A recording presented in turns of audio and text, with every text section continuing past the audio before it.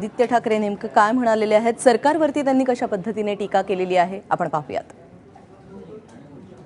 तुम्ही सगळे लोक एवढेच कार्डानी आक्रोशाने रस्त्यावर उतरलात कारण सांगायला वाईट वाटतं, पण या 2 वर्षात जेवढा बदल घडायला पाहिजे होता तो बदल घडलेला नाहीये। तुम्हाला वाटतं की ते विद्यार्थी बसलेले आहेत कॉलेजमधले, आधीच्या सरकारमध्ये, आधीच्या नालायक सरकारमध्ये, काँग्रेसच्या नालायक सरकारमध्ये आणि आत्ताच्या सरकारमध्ये तुम्हाला काही बदल घडलेला वाटतोय का?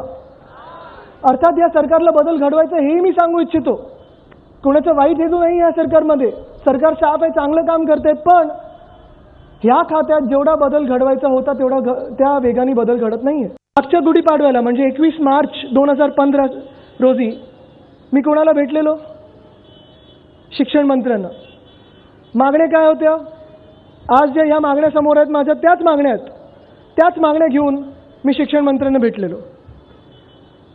तेव्हाही मला आश्वासने मिळालेली की अरे हे 2 दिवसात निर्णय घेतो, ह्याच्यावर कमिटी लावतो, ह्याच्यावर हे करतो, हा एका महिन्यात प्रश्न सुटला जाईल। आणि आम्ही दोघांनी प्रेस कॉन्फरन्स घेतलेली, सगळ्यांसोबत प्रेस कॉन्फरन्स घेतली आणि हे मागण्या आहेत, ह्याचं हे उत्तर आहे आणि हे एवढ्या दिवसात पूर्ण होईल, हे झालेलं।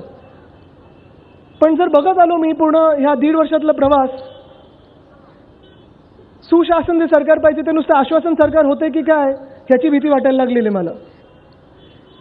कारण जेवढे प्रश्न होते, जेवढ्या मागण्या होत्या त्या तशाच आहेत आणि त्याच्यावर ॲड ऑन होत जाते। म्हणजे मला एवढी भीती वाटते की त्या मागण्यांना एटीकेटी लागते की काय, आता ही भीती लागली मला।